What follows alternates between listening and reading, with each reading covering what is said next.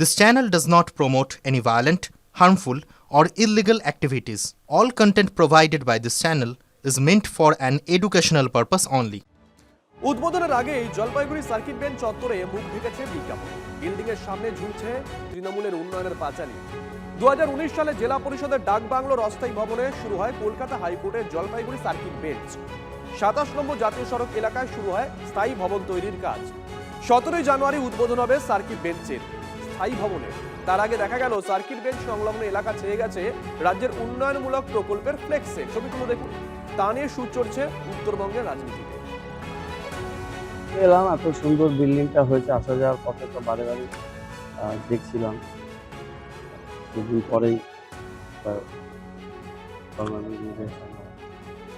সুন্দর একটা সঠিক স্ট্রাকচারের মধ্যে তৈরি হয়েছে। লিগাল সার্টানিটির আমি একজন সদস্য।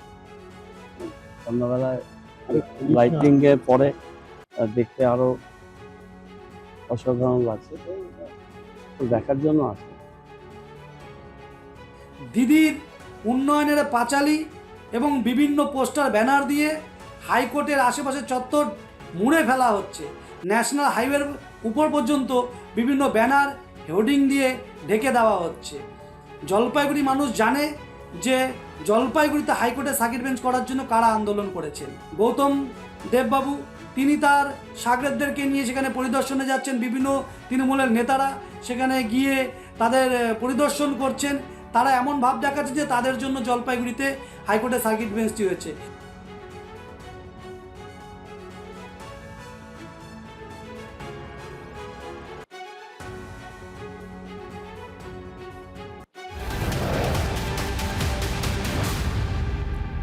আর এই মুহূর্তের বড় খবরের দিকে নজর রাখছি আমরা। ডিজি রাজীব কুমারের সাসপেনশন চেয়ে আরজি ইডির। ডিজিপি রাজীব কুমারের সাসপেনশন চেয়ে আরজি করেছে ইডি। এই মুহূর্তের বড় খবর নিঃসন্দেহে। আরো ডিটেল নেব জ্যোতির্ময়ের কাছ থেকে। জ্যোতির্ময়, অত্যন্ত বড় খবর ব্রেক করছি আমরা। জ্যোতির্ময়, দেখো, আজকে শুনানির ঠিক আগেই ইডির তরফ থেকে একটা ফ্রেশ অ্যাপ্লিকেশন ফাইল করা হয়েছে এবং সেই ফ্রেশ অ্যাপ্লিকেশনে যে দাবি করা হয়েছে বা যে আবেদন করা হয়েছে তা হচ্ছে ডিজিপি রাজীব কুমারকে অবিলম্বে সাসপেন্ড করা হোক এবং ডিজিপি রাজীব কুমারের পাশাপাশি অন্যান্য আরো যারা পুলিশ আধিকারিক উপস্থিত ছিলেন তাদেরকেও সাসপেন্ড করা হোক। কিন্তু রাজীব কুমারের বিরুদ্ধে যে বিষয়টি স্পষ্টভাবে জানানো হয়েছে যে এর আগেও তিনি মমতা বন্দ্যোপাধ্যায়ের সঙ্গে ধর্নায় বসেছিলেন। একজন পুলিশ আধিকারিক তিনি কখনো রাজনৈতিক ধর্নায় অংশ নিতে পারেন না এবং সেই কারণে মিনিস্ট্রি অফ হোম অ্যাফেয়ার্স এবং তার পাশাপাশি গভর্নমেন্ট অফ ইন্ডিয়ার ডিওপিটি অর্থাৎ যারা এই ধরনের পার্সোনালদের গভর্নমেন্ট পার্সোনালদের যাবতীয় দায় দায়িত্ব সম্পর্কে প্রতি মুহূর্তে নজর রাখে, তাদের নির্দেশ দেওয়া হয়েছে যে যত দ্রুত সম্ভব এনএইচএ এই রাজীব কুমারকে এবং অন্যান্য অফিসিয়ালসদের সাসপেন্ড করুক। ফলত এই আবেদনেরও শুনানি কিন্তু মূল মামলার সঙ্গে আজকে হবে। সঙ্গে থাকো। এই মুহূর্তের বড় খবর, ডিজি রাজীব কুমারের সাসপেনশন চেয়ে আরজি ইডির। আরজি জানিয়ে সুপ্রিম কোর্টে আবেদন ইডির তরফ থেকে।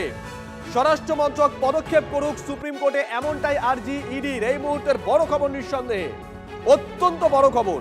জ্যোতির্ময়ের কাছে যাব। জ্যোতির্ময়, তোমার নিশ্চয়ই মনে আছে এর আগে অন্য একটি বিষয়ে সেখানে রাজ্যের মুখ্যমন্ত্রী মমতা বন্দ্যোপাধ্যায় তথা তৃণমূল সুপ্রিমো মমতা বন্দ্যোপাধ্যায় মেট্রো চ্যানেলের কাছে ধর্ণা দিয়েছিলেন এবং সেখানেও একাধিক প্রশাসনিক কর্তাকে দেখা গেছিল।